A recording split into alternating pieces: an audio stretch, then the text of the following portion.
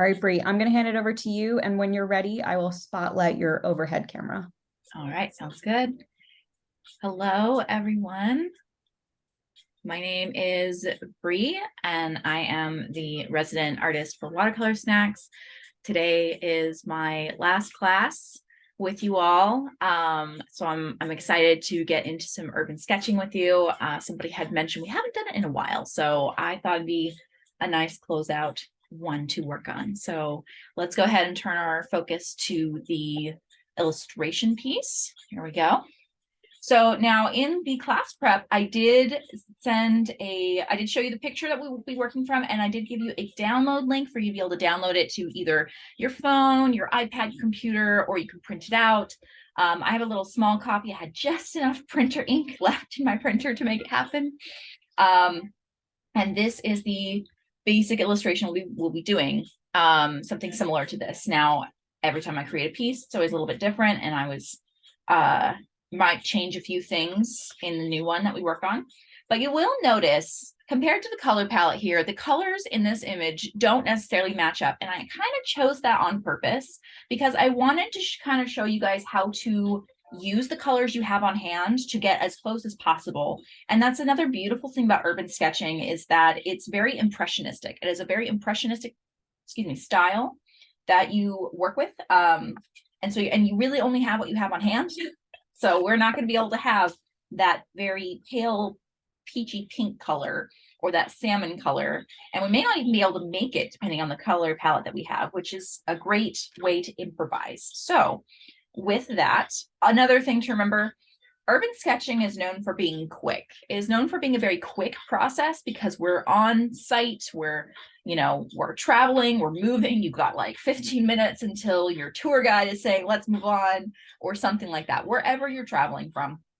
So we will be slowing it down a little bit because I want you guys to be able to keep up with it. And I want to give you guys some basic tools and skills to be able to take with you if you do some urban sketching out in the wild. But with that, let's go ahead and get started. Now, in this illustration piece, I actually used, believe it or not, primarily this oval wash brush that came in the box.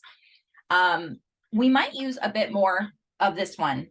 After going through this whole piece, this whole section right here, I think using this one would actually help in a lot of ways. But I liked the big brush because it forces me to kind of not overthink the details too much.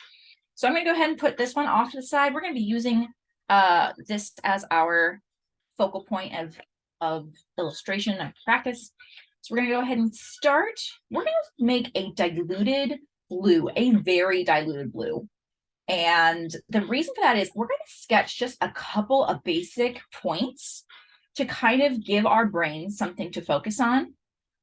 You'll notice I did not start with a sketch this time. It is a blank sheet today. And what we're going to do is we're going to go ahead, we're going to add a few drops of water. Make sure you have a test sheet available near you. This is my test sheet from the other day. Now that's a good blue, but it's still too pigmented for my taste. So because we want this sketch layer to kind of blend in, we don't want it to kind of be in the foreground of our illustration. We don't want to be seeing a bunch of detail of the sketch. So we want it to be extremely faint. And I would say even that is probably still too pigmented. We're basically looking for tinted water because it's just a sketch to give you the basis to work from. Here we go. Now these will dry lighter. Whenever you lay down watercolor, it will dry lighter than when you actually apply it. So that is a standard rule for most watercolor. Sometimes there's an exception rule with that, but we're not really worried about that today. All right. Trying to situate myself here so you can see everything. All right. Some things. Ooh, there goes my hand into the wet paint. That's all right. All right. So what we really want to start with is we want to start with a sidewalk here because I want to be able to keep that angled look right there. So I'm going to go ahead and start and just lay down a basic straight line, an angled line. And we're going to do another one right behind it to kind of square off that sidewalk right there. And you'll notice I did blend this out a little bit because I didn't want it to just be a solid line. And we're going to go ahead from there. We're going to go ahead and just kind of do a little, we're going to sketch this, the basic shape of this. Again, just to kind of keep our kind of ground of where these are going.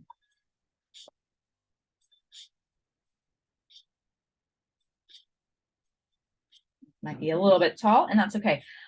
Fair warning, I take a lot of like creative liberties when it comes to urban sketching, because I am not the kind of person to sit there and draw everything exactly how I see it, because my brain just doesn't work that way. It doesn't work well that way. I might have made these buildings a little tall, but that's okay.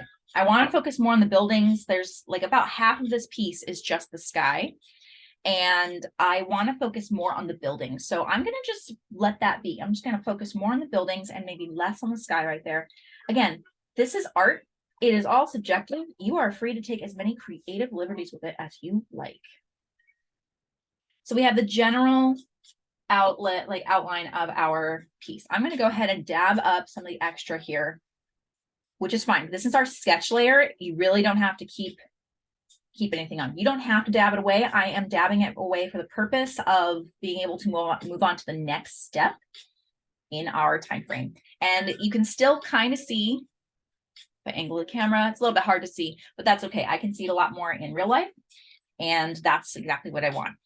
So now we're going to start to focus on building the colors for the actual buildings.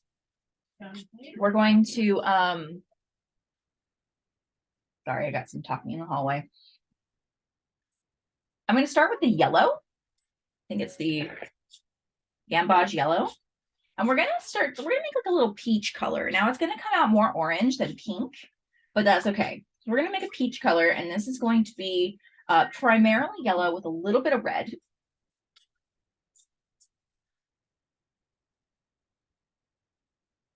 And we're just going to go ahead and reactivate that there. And I'm just kind of, so I did about like 2 or 3 drops of yellow and 1 like half drop of red, honestly. And a lot more water. This is going to have a lot more water. And I'd say that's a pretty good, that's a little bit orange, but that works fine. If you feel like it's too orange or too red, add some more yellow to it. It will start to dilute out some of the red. So I'm going to go ahead and do that myself. Kind of looks like a macaroni and cheese color. All right, and that's a little bit more yellow.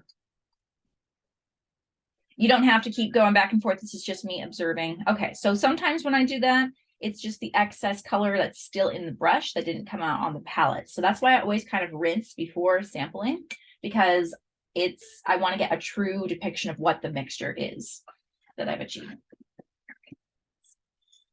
You can still kind of see that. All right.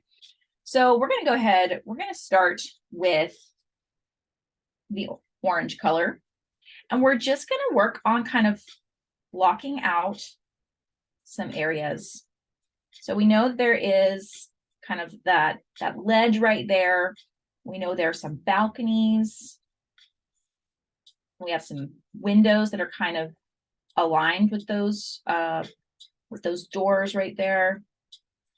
And I'm not even going to try and fill in the whole section with color. I'm just going to focus on creating the areas that I know I need to hang on to, being the windows and the doors, kind of just shaping them out. And I'm using the big brush because I can get bigger strokes and they're a little bit more uniform. It looks like it's really heavy in application, but it's mostly water. And you can easily do that. I've dabbed off all the extra moisture, and I'm going to go ahead and just kind of slurp it right up with my paintbrush. And this is going to help the dry time, as well as just preventing any excess bleeding anywhere. I take a moment to dab the moisture on a paper towel between each lift.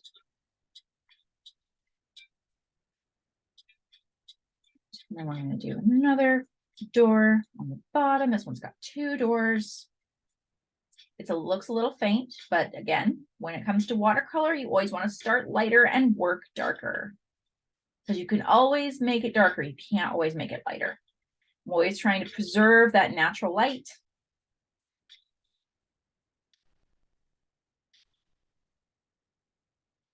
And then the same thing, we're going to go ahead and kind of square off that ledge right there. And then we're going to go ahead and draw that window with the slant. And we'll go ahead and do just a little stem for the chimney right there.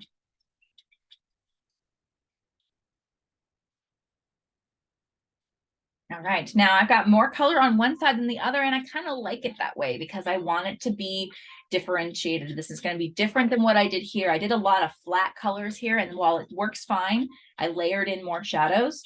I want to go even further, and that starts with preserving the white areas, the white spaces.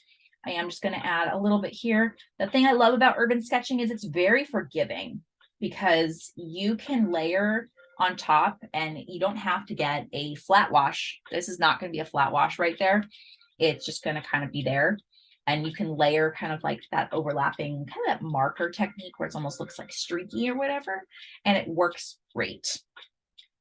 All right. Now we're going to go ahead. We're going to shift to the red. Reason being, I started in the middle. I probably should have started with the blue, but my brain doesn't always work that way. So I'm going to go ahead and start with the red, kind of giving more space. And then by the time I'm done with the red building, the center will be dry and I can work on the blue with less fear of dipping my hand into the wet paint. So let's go ahead and get our red. And we're going to be just using the straight red that we have. We are going to dilute it a little bit. This is a very cool, like lipstick red, but we don't have that. We've got more of a vermilion red. It is a permanent red light, and it's got more of an orangey hue to it. So when you add that to the blue, it actually comes out more green than anything. So we're just going to go ahead and dilute this one down. Again, we're using what we have on site. We don't have our whole collection with us. So we're just going to use what we have and make it work. And that's a good start. It's very diluted, but that's okay. That's kind of what we want. All right. And I didn't add the roof shingles on the top yet because I'm letting that kind of dry out. We're going to go ahead. We're just going to go ahead and square off our section here. We're going to go ahead and find that ledge. It's not perfect. I just know there's a ledge there. We're going to go ahead and do the little windows here up top. Kind of bring those down. And we do see that there is an angle in this perspective right here. So we're going to preserve that. Same thing, kind of just squaring off where the doors are at.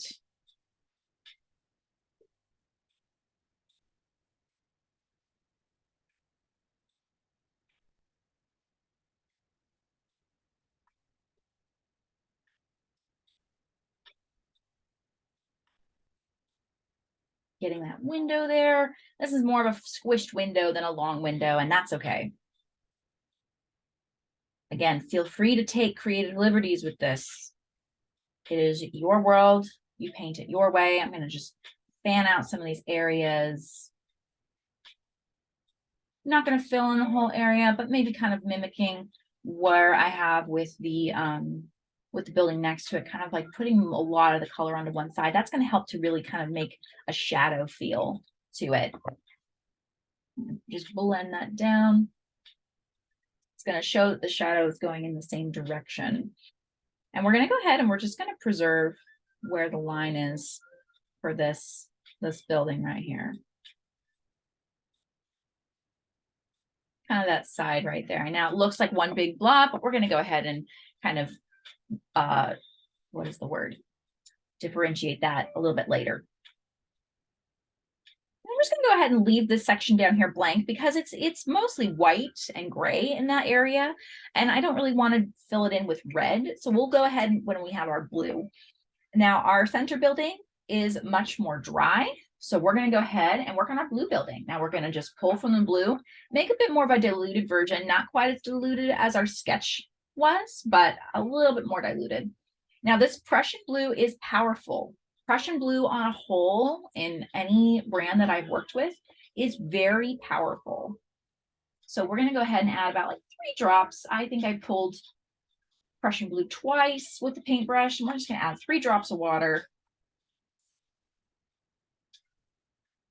There we go. A little bit darker than our sketch layer, but still light enough that we can work with it. Now this one's got a lot of windows and doors, so just go and kind of do your best. And I think I'm actually going to end up cutting off this half right here. So I'm just going to really focus on these 2, because that's what I have to fill my page with. So kind of remembering where our roof is. I'm going to go ahead and start just blocking it in. And that's a beautiful thing about urban sketching, is that if you don't have enough space to do what you're wanting to do, just cut off areas. You don't have to fill every single piece. You don't have to capture every single detail of the building. You can just capture whatever your page holds, or you could make it kind of squish it in there and kind of give it a whole new life. That's also okay. Do the door down. Do that second little door off to the side. And then again, we're just going to go back, and we're just going to, oh, that's our sketch layer. That was still blue. I could just use that, but that's okay. I'm just going to kind of follow what we did with the other 2. We're going to kind of put most of our color weight off to the side, and I'm just kind of embracing the lots of watery paint. Because when they dry, they're going to create a beautiful texture. And when you layer over it, it's going to only enhance that texture.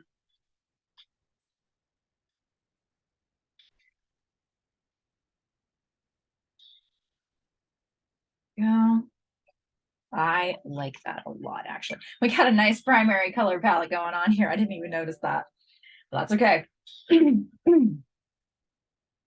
All right. Now for the roof on these buildings, it's got a salmon color, but again, we don't really have a salmon color. So I think what I'm actually going to do is I'm going to use a red color that we've got. We've already mixed it. We're just going to go ahead and we're just going to apply it. And I'm just going to go ahead and lay it down. And I'm still using the oval wash brush because I'm covering larger areas at this particular point. And at this point, I can even just kind of squish it right into that building, even though that building is still wet, because it's the same color. Now, the other thing about urban sketching is that you're going fast, and you're not necessarily going to be able to wait for each layer to dry. So the blue building is not fully dry yet, and we're just going to go ahead and add our red in there. And I'm going to want to preserve some highlights there because it's kind of got these shingles. So I want to kind of indicate that we see that a little bit. And now the colors are going to blend, or they're going to bleed a little bit together, and that's kind of magic, which I think is really fun. Now, just a little side tip. If you are experiencing your palettes and the colors are drying faster than you can keep up with them, you can take a regular little mist spray bottle, kind of give it just a couple little spritzes, and it will refresh your palette. I also recommend doing that for colors like this that I've already mixed before, but there's not really any like significant blobs of paint source. It's just kind of a mixed color.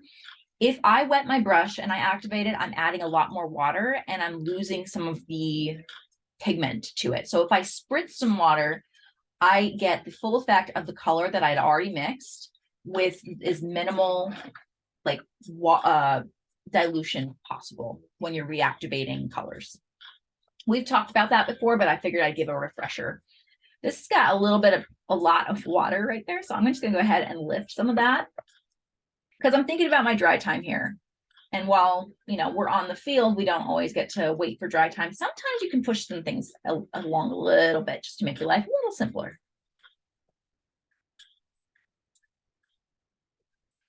All right. Now what we're going to do, we're going to come back to our yellow building here, or our peach yellow building, whatever you want to call it.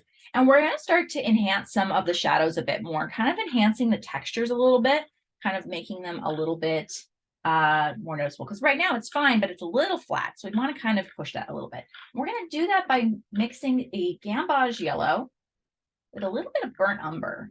We're going to see what that color gets us. We might be adding some red to it, but we're going to just start with the gamboge yellow and the brown color.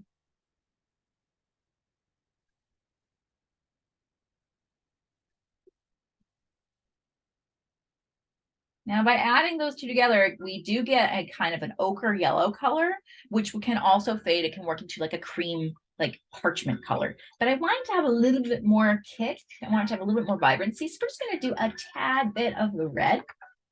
This is all subjective. You do not have to follow this mixture exactly. So don't stress if you're feeling like you're falling behind with the mixture properties of this. Just do it how you like it. This is just an intuitive process. But you'll see by adding just a little bit of red, you can kind of see the difference. You can see that one is more warm than the other, and the other one is kind of a more muted, muddier tone. So a little bit of like mixing equal parts yellow and brown, and like I'd say half a part of red kind of gets us the perfect color we want. Still using, actually, let's go ahead, let's try using our Winsor & Newton. Winsor & Newton brush. Let's go ahead and try this one. We've been using the old wash brush. The Winsor & Newton needs a little bit of love too. So let's go ahead, load it up with, it's not a lot of water, but enough to kind of like let the paint kind of move in. And we're going to go ahead, we're going to think broad strokes. It's a tiny brush, but we're going to think broad strokes. So we're going to go ahead and we're going to kind of start to flesh out some of those details, maybe some of those corners. You can even like add some textures, like maybe get a little bit kind of blotted here. So it's not all just streaky lines. We can start to add some textures here. Again, this is not really a textury piece that we're working from, but I like to add a little bit of flair. Art is subjective and it's dependent upon the person, and you are going to see things that are different than what is actually there. And that's the beauty of art. It's one of the reasons why I love to do art instead of photography. I love photography, but I like to add my own flair to things. And photography is great for capturing what's there in a unique way, but I can break more rules with art. At least I know how to break more rules with art. I'm not a photographer myself. Hey, Bree, Sarah jumping in here real quick. Oh. We're almost a half hour in, but I just wanted to read some comments in the chat. Okay. One is a quote from Bob Ross, which I love. "This is your world. You're the creator. Find freedom on the canvas." Ah, yes. Thank you, Amanda, for posting that. And also Amanda brought up a really great point. Color mixing has become one of my favorite things with watercolor. I have pages and pages of just swatches on color mixing play. That's I second amazing. that. I also hold on to my swatch cards just because they're A, nice to look at, and B, they're great for collaging. But yeah, if anybody has pages and pages of swatches, if you'd like to share them, please take a photo and post them on the mix group, because I'm sure you are not alone. Everyone is collecting their color mixing swatches. We do have a section in the community that's called Swatch It Out, that's made for just swatches. And I love the swatches. Unfortunately, I hold on to them because I'm like, they're so pretty. And then I have to get rid of them because I have so much, because it's just so much fun. So, and I'm not a collage artist myself, but I love that. Thank you so much for sharing that, Amanda.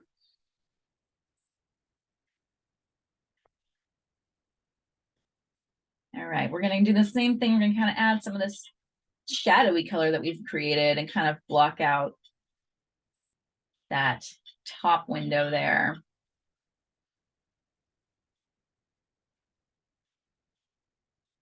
And then just for that chimney, we're just going to do one little streak right there. All right. Yeah, definitely not the cool tone palette. This is a very cool tone palette, and we're introducing a very warm tone palette, and I love it. I'm kind of here for it. We're going to do the same thing. We're going to now switch it over to our red building, which is pretty much dry for the moment. And we're going to start to flesh out some more texture to it, some more shadows. But with that, we can use the red, and the straight red is going to have a purpose, but I want to introduce a bit of a more shadowy red. So what we're going to do, I'm going to take our bigger brush, because honestly, the bigger brush pulls color a lot easier than the small brush. The small brush, you keep having to go back and forth and back and forth. Use a bigger brush when you're mixing. I'm going to start with the red right here. And we're going to mix the burnt umber with it. So we're going to mix the burnt umber. That's a big chunk of burnt umber right there. I didn't want the chunk of it. And we're going to start to create a bit more of a rust color. It's a bit of a rust, and this is a good like red to use that's just kind of more muted. Yeah. And I'll even show you what the swatch looks like of just the pure red by itself. So you can kind of see the comparison. So you can see how we just took that really bright red and we just like toned it down. We just toned it down and it gives us a little bit more to work with. So using the Winsor & Newton brush, we're going to take that rust red right there. Oh, so many papers everywhere. And we're just going to start to kind of block out and add some shadows and whatnot, some texture. And if you find that you're really getting meticulous, hold your brush higher up on the handle. That will force your hand to be a lot more loose with it and go a bit quicker. One of my favorite things is actually sketching in watercolor with a brush like this. We sketched in watercolor with the oval wash brush, but I really like sketching with watercolor with a smaller brush. And we're just gonna go ahead and we're just gonna, with a damp brush, gonna kind of fade out some of those lines. We don't want to fade out too much, but we can fade out some.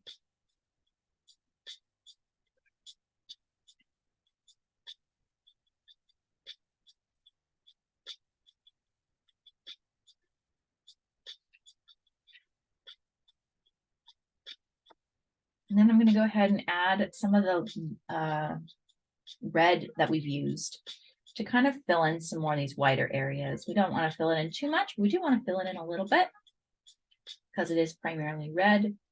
We just want to keep it loose. And then coming back to our burnt red color, kind of coming into these side rafters, no, these sides of the windows right there. And just kind of indicating, because those have got definite color shift and shadow right there. So we do want to hone in on that. And I'm just going to go ahead and do some kind of streaks for the roofing, because the roof is the same color as the house. Now that is something you can carry. It's like, oh, well, these two are the same colors, so I'm just going to go ahead and match those. It doesn't have to be the same color as the actual piece you're looking at, but it can be the same color that you work with. And I'm going to go ahead. Just another side tip. I know I've mentioned this before. If you are creating a piece and you are feeling like it's missing something, it feels a little flat, take a picture with your phone and turn it into grayscale. You're going to be able to see which parts blend and which parts need to get darker or lighter, depending on the need. I can't show you that part because I am currently using my phone as the camera, but that is something that you can do. We're going to go ahead and use this burnt red to kind of enhance the shingling on the yellow house that we have. And I'm just kind of going loose, just kind of making it very loose.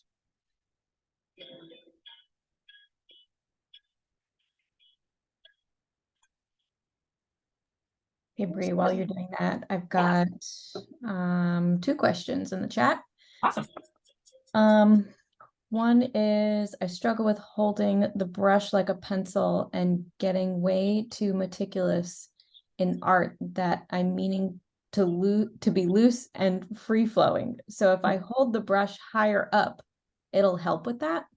Yes, because when you're holding it like a pencil, because I also hold my paintbrushes like a pencil, this is really great for getting into those really tight corners, getting really meticulous, but it's really hard to be loose with your colors like this. Also, the size of your brush will help with that as well. So if you switch, you don't have to go as big as this one, but if you're wanting to be more loose, start with a bigger brush and hold it higher. Also, instead of using your wrist, use your shoulder.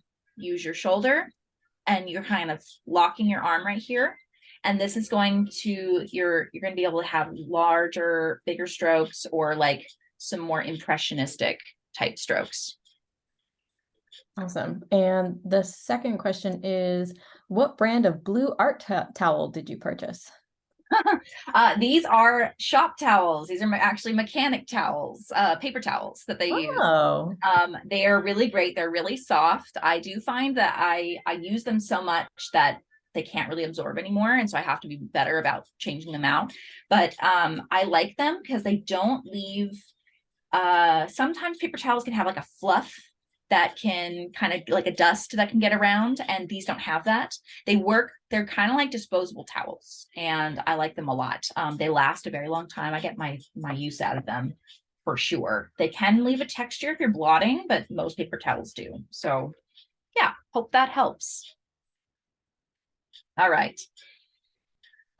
Let's go ahead. We've kind of added some more depth to our red building right there, which looks awesome. And we're going to go ahead and do the same with our blue building. So for the blue building, what we're going to do, in fact, let's change it up a little bit. Let's go ahead. Let's add a little bit of green. Let's make it a blue green. Why not? We've already changed everything else. Like, we're not using a cool red, we're using a warm red, and we're not using a peach color, we're using a yellow color. So let's make a blue green, and let's just really change it up. It'll also look a little bit less primary too. Now, make sure to rinse it before testing it, because that's going to give you your truest application.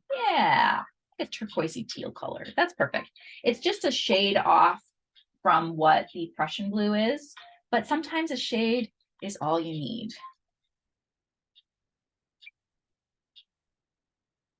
All right. So taking that, you'll notice I am holding it kind of like right in the middle. It's got this nice little groove that's just kind of perfect for holding up higher, which is actually one of the really brilliant things about this brush. Whoever designed this brush just gets kudos, because that's brilliant. It's almost like they did it on purpose or something. And kind of just doing the same thing. It's kind of going in, adding some more life, some blotchiness, some dabbing, making some areas more pigmented while others may be less pigmented. Don't fear the white spots. Embrace the white spots. I feel like urban sketching is a great way to find happy accidents. Words of Bob Ross, the happy accidents.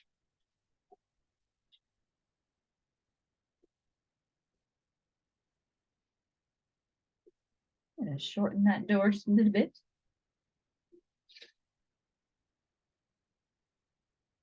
And I'm going to go ahead and use a pure Prussian blue for these corners, because it's just not dark enough for me. It needs a little bit more dark, and it's going to blend right in with the turquoise that we've got. There we go. But like, look at the contrast of that. And you can easily take in some water and just kind of fan out some areas. Blur some things together. Now remember that some of our definition is actually going to be coming from our pen that we're going to be using at the very end. So keep that in mind when you're working with your colors. We're going to let the blue building rest for a bit. And I just realized that because we cut off the building, we need to extend the roof a little bit. So I'm just going to kind of go ahead and just add on to the roof. Just going to go ahead and expand it out a little bit. And it's not perfect. You're going to see there is a line right there, and that's fine. That's totally fine. It's part of urban sketching. So what we're going to do next, we're going to work on making a color for these windows and shutters and things like that, because we got a lot of them, but that's going to be a simple one. We're just going to go ahead and use the Davies gray. I feel like the Davies gray is kind of perfect for this.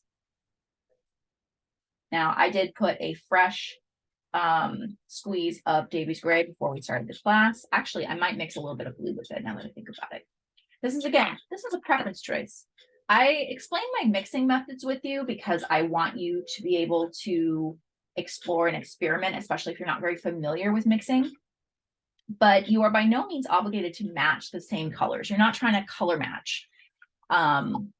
And I just want to express my process, my thinking process with you as I'm creating. So if you would like to do just like David's gray, if you'd like to do just a burnt umber, if you want to do just a Prussian blue, go for it. Oh my goodness, was it a Davies gray? It was not a Davies gray that I used. Excuse me while I test something really quick. Basically the same. Okay, so we're gonna go ahead and use the Davies gray and Prussian blue. I'd say it's like 2 parts Davies gray, 1/2 part Prussian blue. And we're gonna use the Winsor and Newton, which is something I didn't do in my first example piece. And we're gonna see what we get with it. So we're gonna come to the blue building very last because it's still quite wet. And we're just gonna focus on blocking in some of the colors. Now, paying attention to the doors, I've got like a seam in the door right there. So I'm going to kind of preserve that. And I'm going to do this very messy. Messy meaning I'm just not going to be trying to make it super pristine. We're just doing blocks. We're just kind of trying to showcase that, hey, there are shade differences here. There are values here. And this window right here has got a little, it's got three rectangles technically, but I'm just going to do 2 little squares because I gave it a squished window here. Now what we are going to be doing is we're going to be going ahead and adding this door right here. Oof, cat hair. We're just going to go ahead and add this door. And it's got a nice little sign with it too. It's probably in a business. I'm just going to add that right in there. And it's got kind of a texture, like a rough texture around it. So it's kind of created a frame.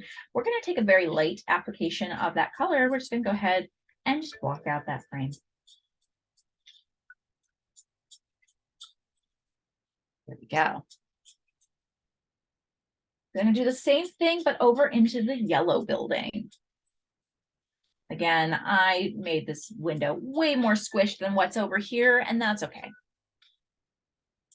You can do all the little seams of the windows here. Now you might be looking at it and thinking, but there's a balcony right there. There is a balcony. We're going to be using the balcony. We're going to be focusing on the balcony with our pen. A lot of details I save to work on with pen when it comes to urban sketching, because it just kind of gives that nice feel.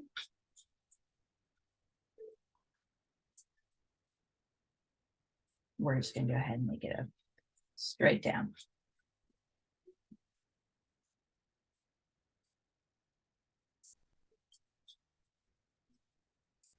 And same here. Now I am kind of doing, I'm not making the Davies gray color meet with the actual colors because there's a lot of white borders around these windows. And I'm kind of trying to preserve that, the windows and doors. So I'm just kind of adding a little bit of color inside of it. And now the blue building is dry mostly. And if there's some bleeding that happens, don't worry about it. It's okay. This is the only time when bleeding is appropriate.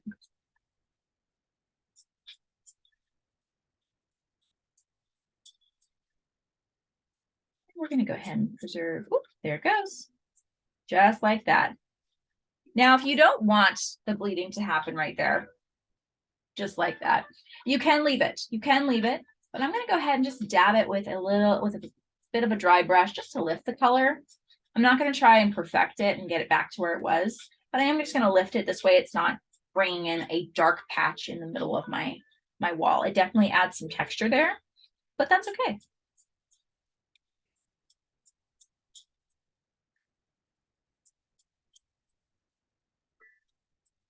Very narrow door right there. That's quite all right.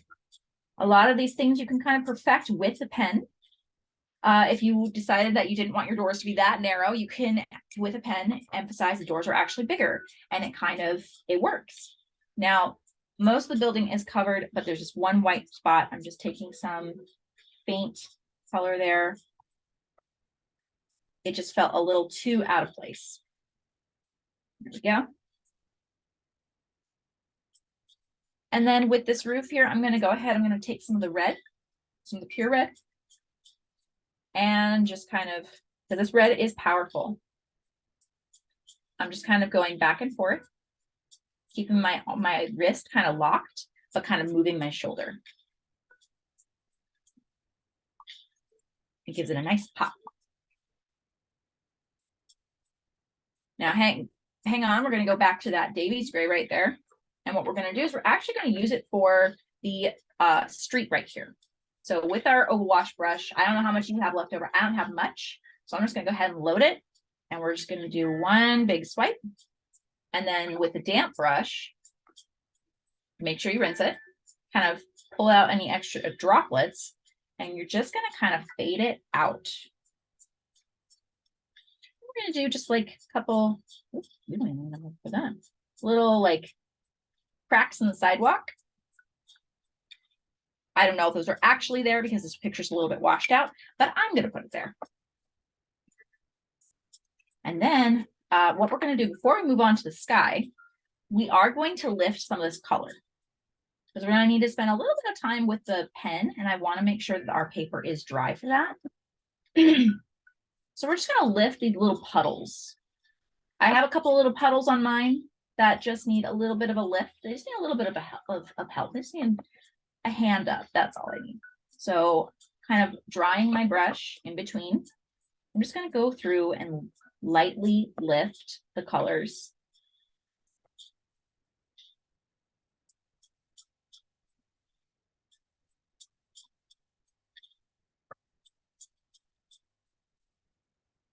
Because I really want to have some fun with the pen work.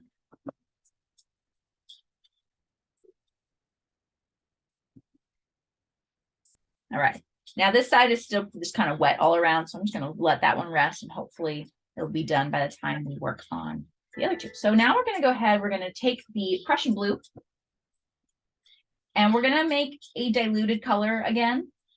I used my previous diluted color, not the sketch one, but the second one. I added some green to it. So I want to add just some water. I want a true Prussian blue again. Always swatch before you use. And we've got some little clouds here, and we're not going to be putting a huge emphasis on the sky, as we can tell, but we are going to go ahead and just do a little bit. I'm using the overwash. Oh, look at that dry brush texture right there. Being very careful around that rooftop right there.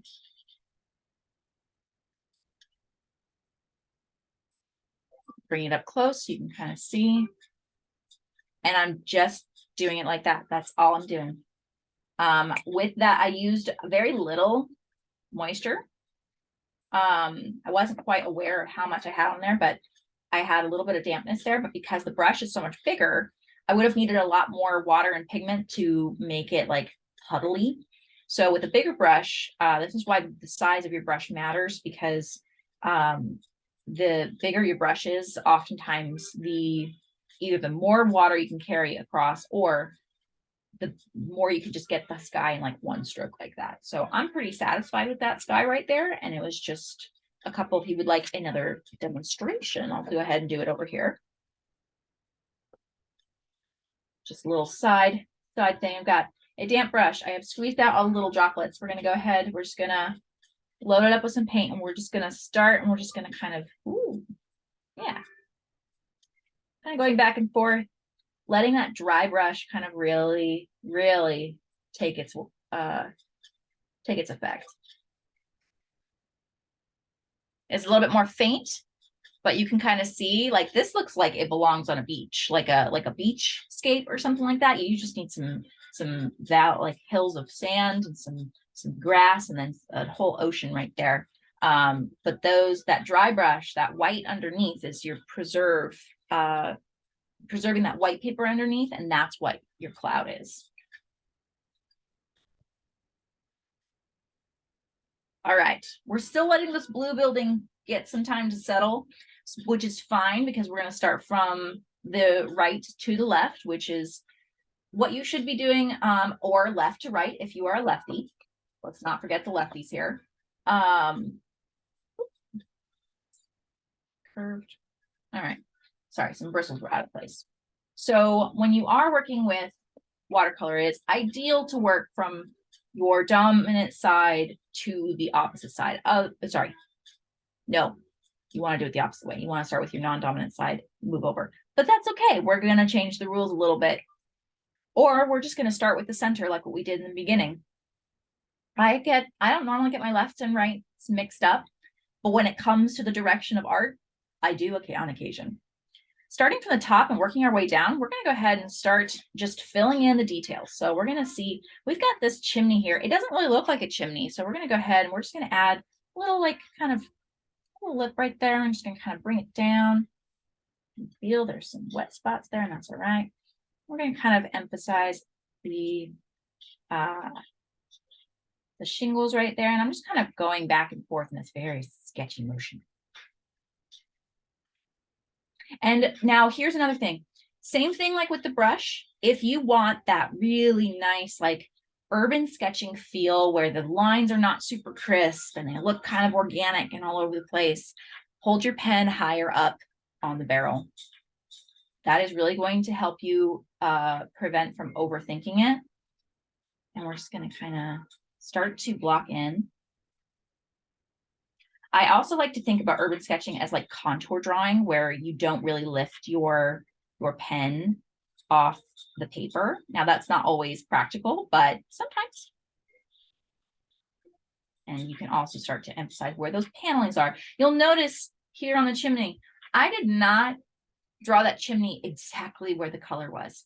That's one of the things I love about urban sketching. This is a little bit off wire, like off the line right there by a lot. But I'm just going to embrace it because the idea is to kind of fill in the areas, the shapes with the color. And we're going to go ahead, we're going to kind of show where that ledge is, holding it higher up on the barrel there. And we're going to kind of add where the balcony is here. Got a balcony, kind of carrying that down. You can do back and forth sketchy motions, but I think I like the thought of just kind of carrying it down because look at how much more fun those lines are. They got so much character. Kind of outlining where that white frame would be. And I'm going to outline these little panels. Again, not keeping it exact. You can keep it exact and it will give a whole new perspective to your piece, but I kind of like when colors kind of go outside the lines a little bit. I'm very much a color outside the lines kind of person, so I like to do that in my work sometimes. And there's other times when it has to be in the lines, but that's not today. That's not for urban sketching.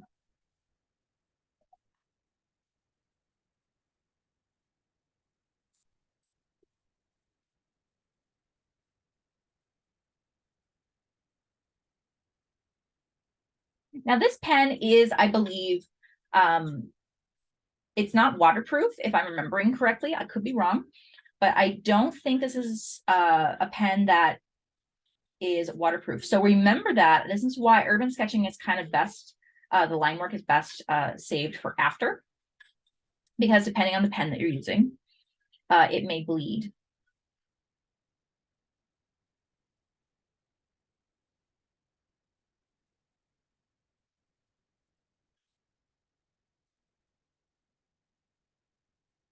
Now I did try to get the little individual squares of this, but you know what? We're just like the individual panels. We're just gonna go ahead and add it in with a pen. That's one of the things I love about the urban sketching is you can just add it with a pen.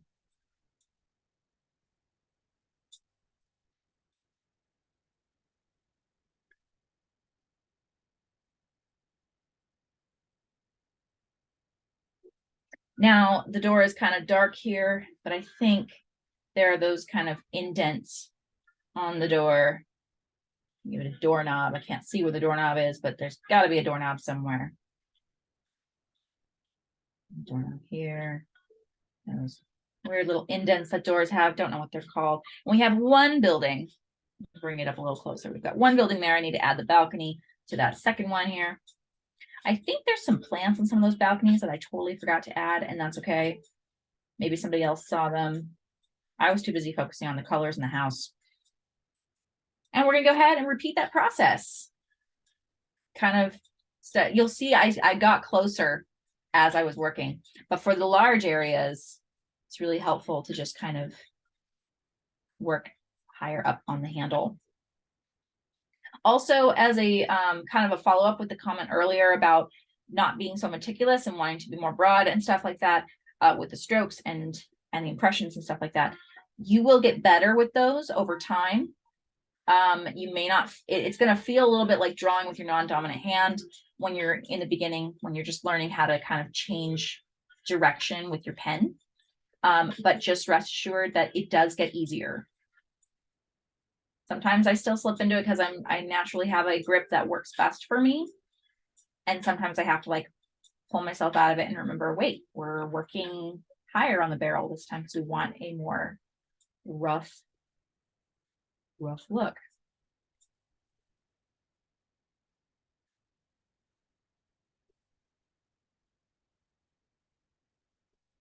And also another thing with urban sketching that's really great is by retracing over lines you've already laid down.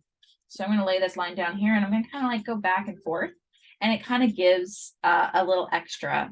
You don't have to do that, but it can give a little bit of an extra feel to your piece.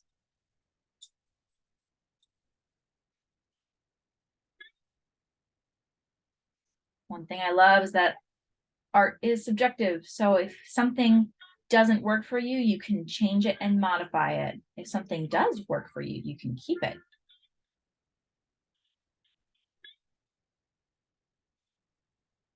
Preserving that ledge right there. Now, when you're practicing in the wild, you might be going a bit faster than this, which only enhances the vibe of it. We're going a little bit slower, but taking a little bit, going a bit more of the therapeutic approach with our time. It's kind of nice to just zone out. I think when I first was doing the example piece, I wasn't in the place where I was ready to handle doing all the little details. So I went and saved it for the next day when I was able to just kind of zone out with it and kind of go quickly and just have some fun with it. Look at that. We got our second piece already. Now, that roof is still a little red in that building right there. These windows. But beyond that, it's pretty much done. So we're going to go ahead and start on it, and we're just going to figure it out. We'll save the roof for the very, very last. While that's drawing, actually, we're going to go ahead and do the sidewalk here.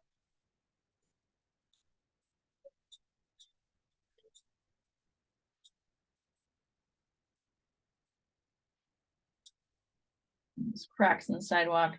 And you can even do kind of like some textures in the street. I'm probably not going to do a lot because that's going to take some time, but you can do some textures in the street. This is a really great practice, especially if you're wanting to get like practice holding your pen at a different angle. It's really great for just kind of getting used to it, just kind of letting your hand go and just kind of creating these textures and whatnot. Kind of skipping some little cobblestone effects. Works great. We're going to go ahead and start with our last building here, as we are nearing completion.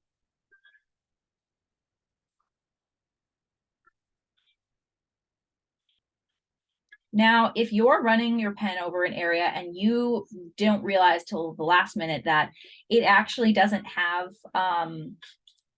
it's not fully dry, and you might notice your pen bleed, whether it's waterproof or not. If the pen is wet, if the ink is wet, it will interact with the water. And that sometimes is a beautiful thing. It can be a beautiful thing when it comes to urban sketching,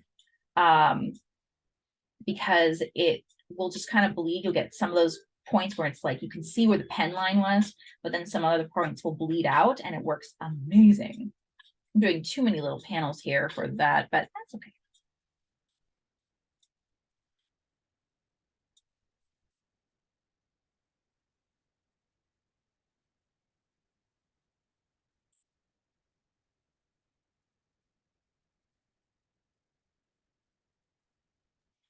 Hey, Bree, jumping in here. It's Sarah. Hey. Got about a half hour left of class. Maybe 10 more minutes and we do like a show and tell situation. Sounds good. Cool.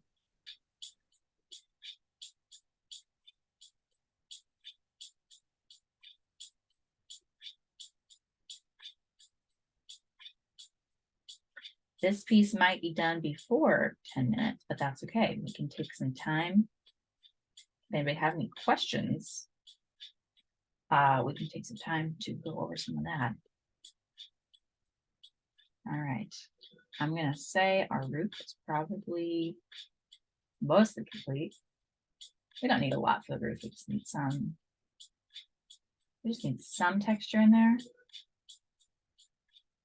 Now here's what you can do. While we've got our piece here and it looks great, you can do some more inking detailing. And that's simply just kind of going in, maybe doing some hatches or doing some stippling. I personally like to do these little hatch marks in areas. It kind of like really helps to change up the dynamic of the feel.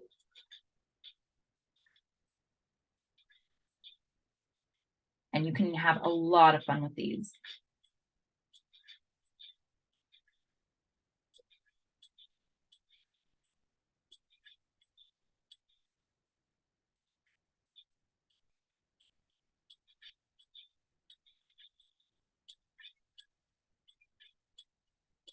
You can do some brick detailing on the side.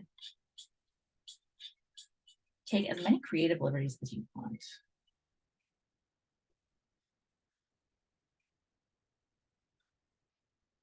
Kind of really get a feel for kind of your pen work.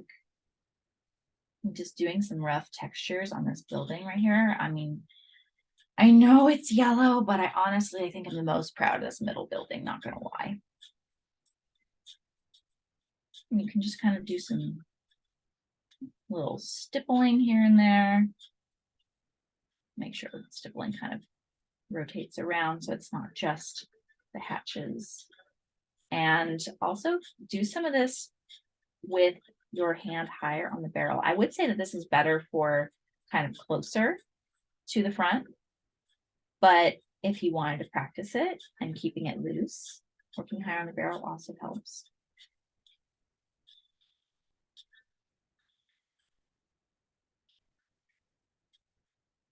Now, this is actually something, so say you're on site working on a piece, an urban sketching piece, and you get all the colors down, you get the basic shapes down. As you're traveling, like maybe on a plane or something like that, you can easily go through and just kind of add textures and stuff like this as just like a little doodle effect. You don't have to do it exclusively on site. You can absolutely take it away and work on it however you would like. Just kind of carry that across.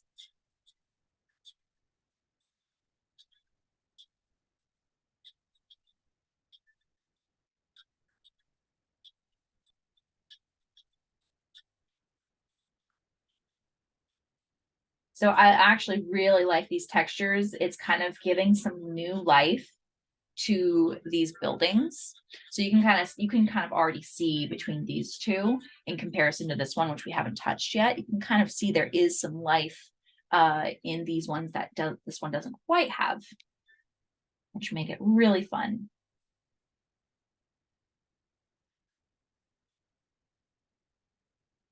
Kind of reminds me of like some old, not old, but like some older cartoons, or there's a particular cartoon style, I'm not sure,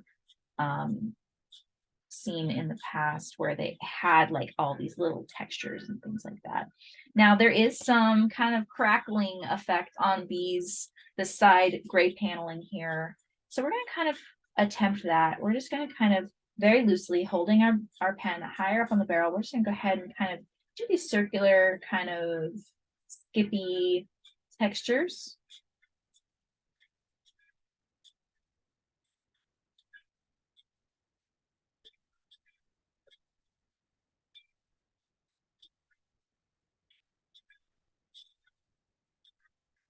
Go.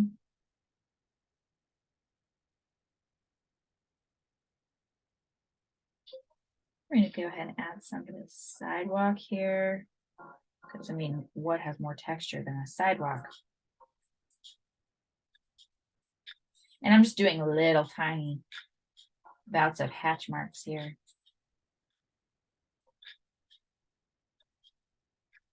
kind of like taking it in a zigzag kind of direction, just so I'm not being super uniform with it, because you want to work in more odd numbers and things. Adding some more to the shingles on this top building right here.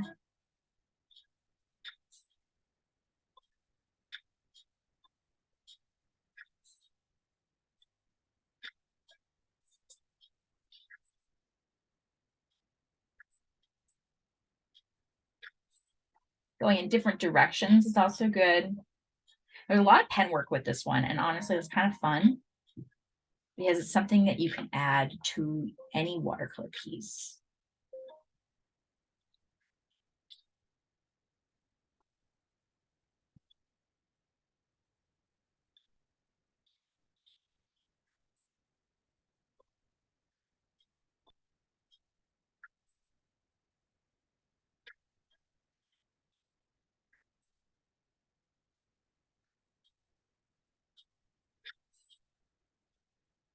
If you're not quite sure where to add lines or stippling or texture or anything like that, oftentimes you can look for areas like your white areas and whatnot, or whatnot. So, or the shadowed areas, and you can just kind of use that as a guide for where to kind of apply texture in a cohesive way, because this blue building feels a little bit more random to me, but that's okay. We're just going to make it work. We're just going to go ahead and we're just going to own it.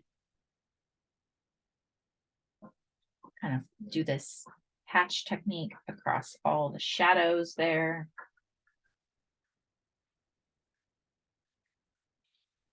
Another thing that you can do, one of my favorite things, you can just add like these little dots at the ends of lines. Oops. So just like a little dot there, a little dash. You don't have to do it on every line, but it's one of my favorites. It just kind of adds a little, I never know where to put little random dots. And so kind of attaching them to the ends of lines that are already existing is kind of great. It's almost like Morse code. We're essentially doing Morse code, but for art. I don't know if that translates to anybody else, but it translated in my brain. You'll forgive me. It is sunny here in Washington, and sunny usually means a flip-flop between sun and overcast. So the lighting is continuously changing on my space. There's nothing I can do about it.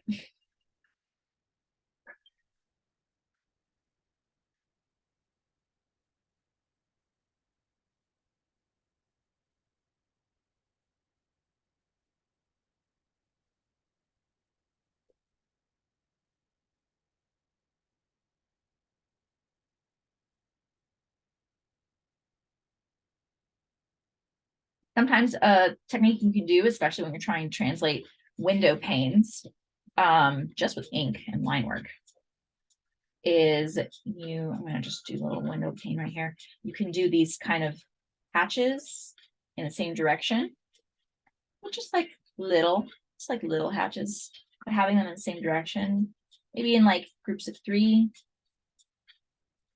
It can really help kind of 2 or 3. It can really help kind of sell the idea of, oh, it's a window. It's got a reflective surface, even if there's no reflections on it. If the piece was a little bit bigger, I probably would kind of try to preserve some natural highlights for the windows, but because we were working in such a small space, that was much harder to accomplish. So that's why I didn't do it this time.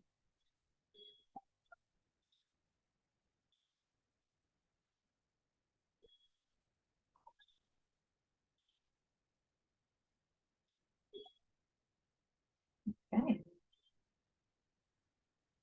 I think that is done, which means now I can go ahead and take the washi tape off. I know how many people love the washi tape peel. I was just going to bring that up, if there will be a washi peel. Always a washi peel. Looks great. I haven't even seen the side by side yet, but I think I already know which one's my favorite.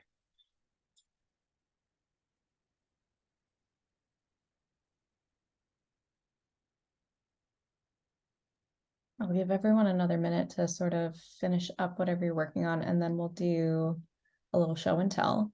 I know this is a smaller group than usual, but still want to see what you made.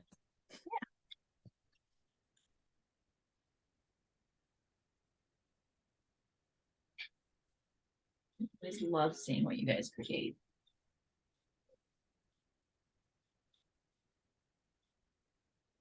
Whew. That was good. Very good. I unfortunately tore off a piece of the washi tape on the corner up here, but I was like, it's a cloud now. It's just a cloud. It's a cloud. So I want to just point out the difference between the two and how this one has so much more detail and texture and whatnot because we took that time to add it all in. Whereas this one's fine, but I really like the difference in the color variation. There are some spots that are just white, and I didn't preserve as much of that in this one that I wish I had. You can kind of see it in the roof right there, but that was like towards the very end of this piece. And I really like that there are white spots and stains just kind of peeking out from it.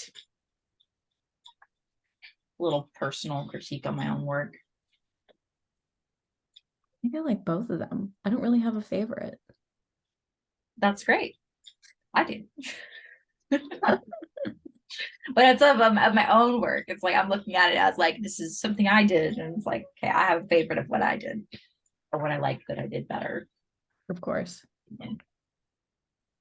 Okay, so I am going to unspotlight the overhead camera. And if anybody wants to share, feel free to either show me your hand that you want me to spotlight you, or if you just want to turn your camera on and unmute yourself, you're welcome to say some comments. Emma, I know you are eager to share, so let me spotlight you, and then you feel free to turn your sound on. Go for it. Oh, so many things just popped up at once. Hi, please excuse my hair. I showed up late to class and I couldn't find my materials, so I was really frustrated. So I kind of went a little rogue and just listened and absorbed. And I was painting this. Oh, that's cute. A little annoyed flower kid. Oh, I love him. A little ghost shirt. I was gonna say he's on brand. Thank you. Very That's on brand. awesome. Nice. Thank you for sharing. This is a little random, but I know this is Bree's last class, so I just wanted to share how appreciative I am of Bree, of Amelia. I don't know why I was going to say Julia. I know your name is Amelia. We've met so many times. Of Sarah, and just I know this is not an easy job. Maybe it looks more easy, but I just wanted to send my love and appreciation. I don't think that looks like a heart. It does. It's supposed to be a heart. Thank you, Emma. And I hope, well, I know we're all in different states, but it was raining like the apocalypse here. So I hope you guys are all okay in all the rain. You got my weather. We are good. Thank you. Thanks for sharing. I appreciate that. Thank you. And I look forward to learning from you, Amelia. Yay. Yeah, I'm gonna interview Amelia in a couple minutes. We're gonna put a spotlight on her, but I just want to get to anybody else who wants to share their art. Should I mute myself? Yes, for now. That would be great. Thank you. Oh, I do have one quick question. Sure. What's up? Can you recycle swatch cards? Can you recycle swatch cards? Okay, so cards that have paint on them already. Yes, like this one. Great question. I would think maybe the least saturated ones you can recycle, but ones that are very saturated with a lot of pigment, I would think probably not. That might be a Google deep dive, and we'll report back in the mixed group. How's that sound? Thank you, Sarah. You're welcome. Okay. Sherry's got a virtual hand raised. Yes, Sherry, I see your virtual hand. Feel free to turn on your camera and unmute yourself, and I will spotlight you. Okay, so I did fall behind and I just got started on the line work, but this is what I have so far. Oh, I love that. Thank you. I actually had sketched it in yesterday because I didn't know we were going to do the loose sketching, but that was fun. I just went over it with the paint I think too. it looks fabulous like that. Thank And you. it's like I like that it's different. It's so different from my approach to it. It's got a more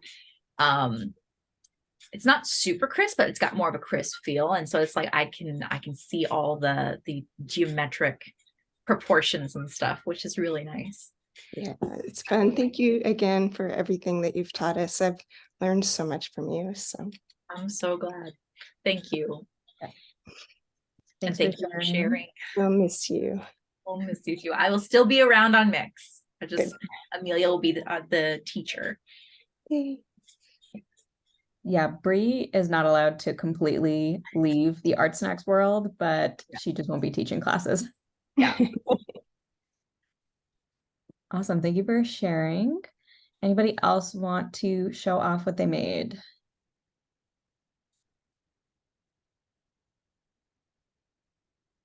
Awesome. Let's see. Okay. So I am going to feel free to keep working, finishing up whatever you like. We'll do one more round of show and tell at the end. But I would love to call out Amelia here. And Amelia, do you want to share what you made?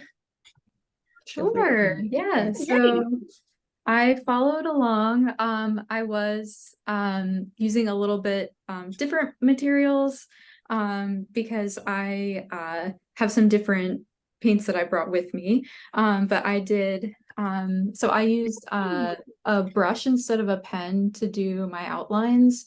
So my outlines are watercolor also, but I it was that. Thanks. And So I this- love your colors. Those are great. Thank you.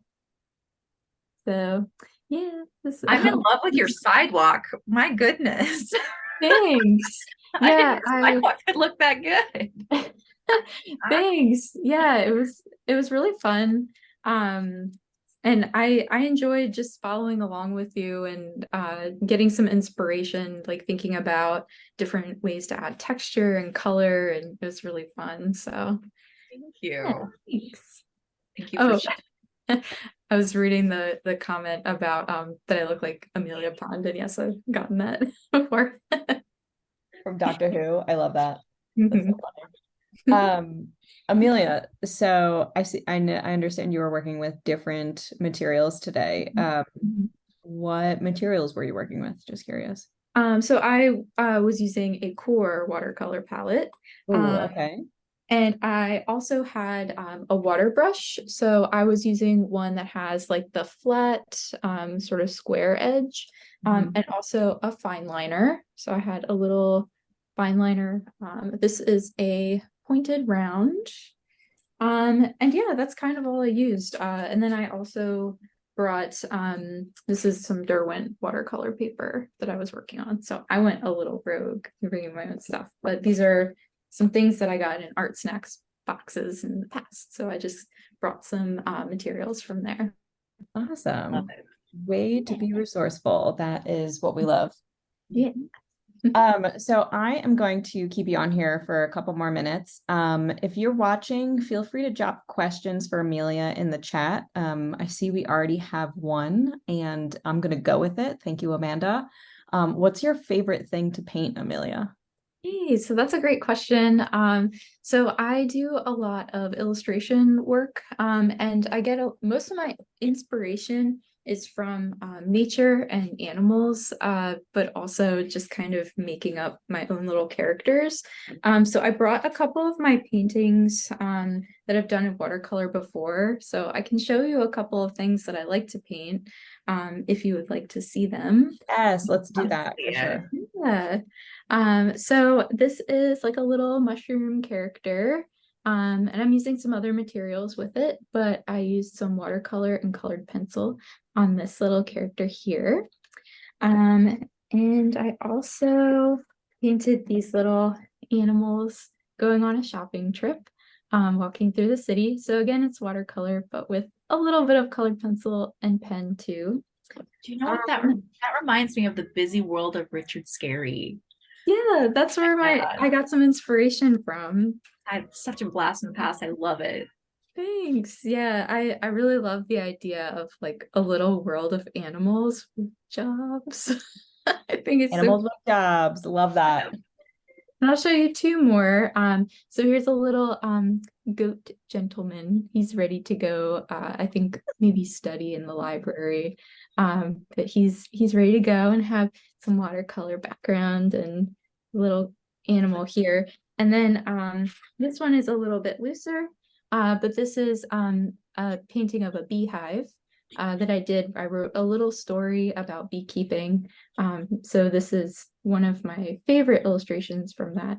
So it's just a little scene from there. So yeah, there's a couple of little examples of some things that I've done in watercolor before. So that's a lot of the type of work that I like to make. That's beautiful. Thanks. Yeah, thank you for sharing. I love that. We've got a bunch of questions popping up here and there. I'm going to ask, what's your favorite watercolor brand? That's a really tough question. I have a lot of favorites.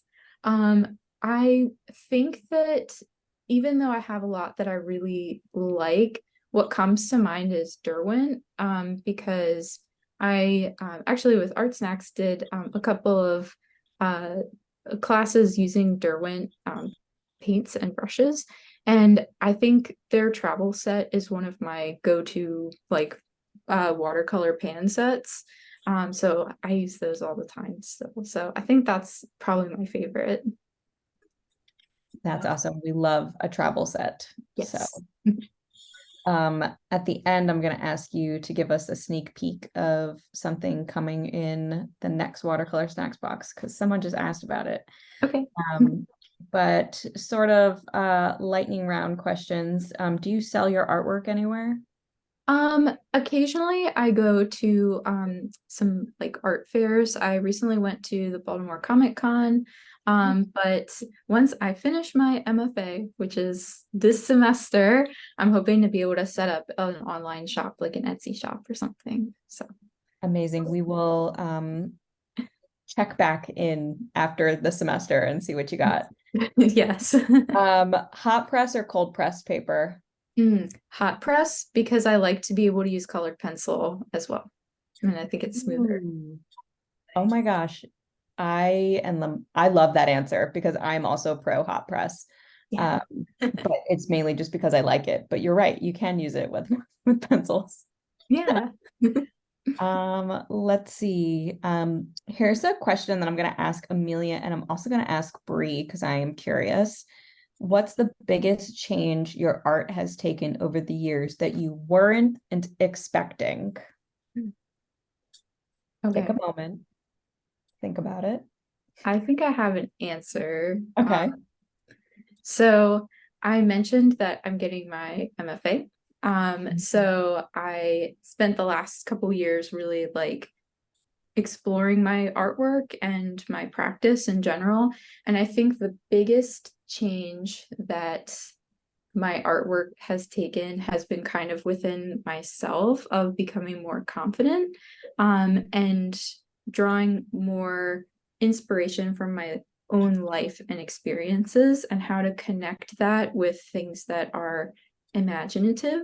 But I think in terms of actual style, getting a lot more loose and just, not worrying too much about having perfect detail, but letting things still be kind of sketchy because that could be really beautiful too. Yeah. I love that answer. And Bree, I'm curious what you are going to say next. Oh my. Okay, so repeat the question again because I got wrapped up in Amelia's answer. Totally. So let me find it. Amanda asked it. Oh my gosh, I just lost it. Oh, what's the biggest change your art has taken over the years that you weren't expecting? Okay. I mean, there's a few of them, but I'm gonna limit it. I'd say I've been learning how to incorporate more animals and elements like objects and things. I'm very much of a like a character-based artist, and I do a lot of people. But for the longest time, my people were just in these white voids, and there wasn't any animals to interact with. There wasn't objects they interacted with, and I've really been taking on more of that, which has been opening up more doors for storytelling with my art, and something I've always loved to do, but didn't really quite have the skills, the compositional level that I needed. And I'm now starting to get to a point where I'm like, okay, I can do more storytelling elements with my work. Ooh, I love that answer.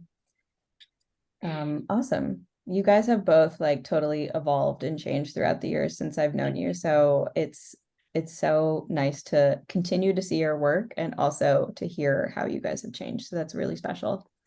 I'm also seeing in the chat, people want to know what I didn't expect about my artwork changing. The biggest change your art has taken over the years. I think the biggest change is that I actually still get to make artwork, even running a business, which is primarily like spreadsheets and emails. So I'm just super grateful that I still get to actually be creative, in a world where I feel like it just gets drowned out based on the amount of workload. So, I don't think my style has changed. It's pretty much the same from when I like graduated college, but I actually am still making art. So it's not every day, it's not every week, but it's enough to make me still feel creative. So I hope that answers everyone's questions.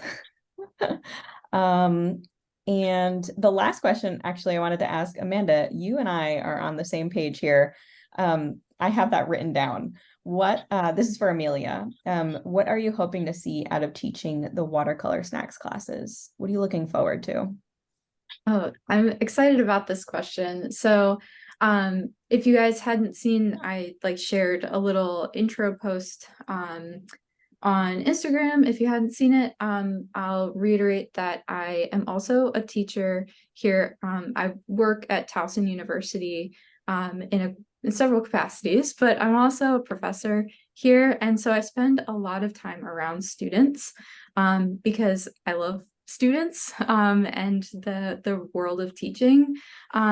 So I think I'm really excited about what I see when I work with students in person here in classes, which is like that feeling of like discovery. And when someone has a goal that they really want with their artwork, being there to give them the support, but also like sharing things that I've learned that can help them to maybe it's kind of like this like spark within someone when they find like a technique or something where it's like, oh, that's how you do it.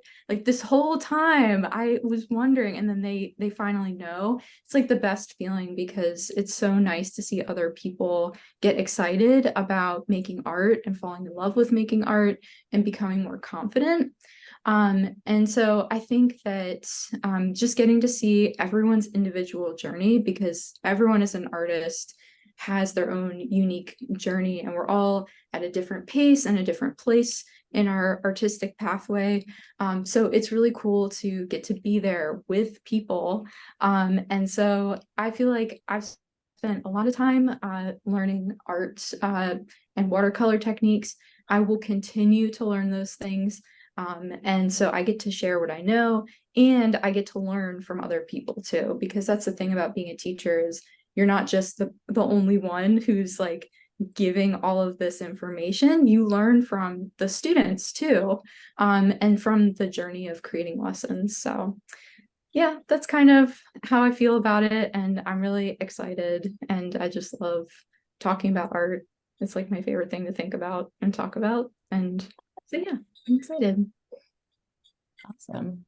I am realizing that there's about 1 minute left of class, but I am going to go over maybe like 5-ish minutes. So if everyone wants to stick around, I want to get to Amelia showing off the color palette for the next box, and then we'll have famous last words from Bree at the end. So Amelia, show us what is coming in the next watercolor snacks box.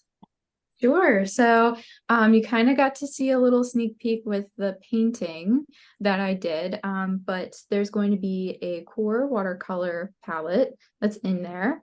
And so I did get to help pick out the colors. I'm really excited. So you can see I already started kind of using some of them, but here they are in their little pan form. And then there's also a swatch card here. So you can see an example of the colors when they're dry. I chose the it's a little bit of a more like dark, moody palette. So I thought that might be like fitting for fall. So yeah, that's what we have coming. I also have a backup because I played with the colors too. So some of them are bright, some of them are moody, and we absolutely love this color palette. I have a more condensed version here. Again, the swatch pages, you know, like I'm gonna hold on to these forever, probably. I was actually thinking of making this like a bookmark and just have it be like swatch page bookmarks. Yeah. There we go. That is a great idea. Amelia, thank you so much for A, being here, and B, showing off what's coming in the next box. You're welcome. We are so excited to have you on board. And anything from today that you showed off, if you want to post in the mix group so others can get to know you more, that would be incredible. And again, this is a recorded session, so those watching the replay can really get to know you as well. So I am going to ask Bree if she has any final thoughts on your last live stream with Watercolor Snacks. Well, I'm gonna say I'm like very sentimental right now. This is the first time that I will not be scheduling a live stream for ArtSnacks in the last 4 or 5 years. And I also wanted to echo what Amelia said. It's been really, really fun, just kind of working with Amelia and getting like in this transition, to see how similar we think alike when it comes to teaching and whatnot. And exactly what she said is that I have learned so much from getting the opportunity to teach you guys. A lot of the things that I have brought are things that I have never really done urban sketching prior to teaching watercolor snacks class. So there's been a lot of things I have learned from all of you. Your questions really inspired me and kept me moving forward, and inspired me to learn so I could bring that knowledge to you guys in a way that makes sense. And I just want to thank you so much for allowing me the opportunity to be here with you, especially these last 2 years in the watercolor snacks community, and getting to encourage you and see all of your amazing progress and your own art journey, as Amelia put it. And yeah, thank you so much for everything. And I'm going to miss teaching you all, but I will still be in the ArtSnacks Mix community. I am not dissociating from ArtSnacks. I just am stepping down from an official position, but I will still be around. So thank you guys so much for all of your support. And seriously, your questions are like the best. Anything you guys are interested in learning, that has been the best. Yay. Thanks so much, Bree. You have honestly been a huge impact in our watercolor program with ArtSnacks and also just the entire business. So thank you for your time, your energy, your talent, and we can't wait to see what is coming up for you. I know that you're going to be giving us some teasers on Instagram, so make sure you're following Bree at Dread Pirate Bree. I'm sure you'll post about it on Mix. There will be an announcement tomorrow for my latest adventure. I will put it that way. Yeah, that's a great way to put it. Latest adventure. Awesome. All right. Well, everyone, thank you so much for joining us live here. I hope you all have a fantastic weekend. And again, this recording will probably be uploaded either Monday or Tuesday, probably Monday. So yeah, thanks for your time, everyone. Have a great weekend. Bye. What is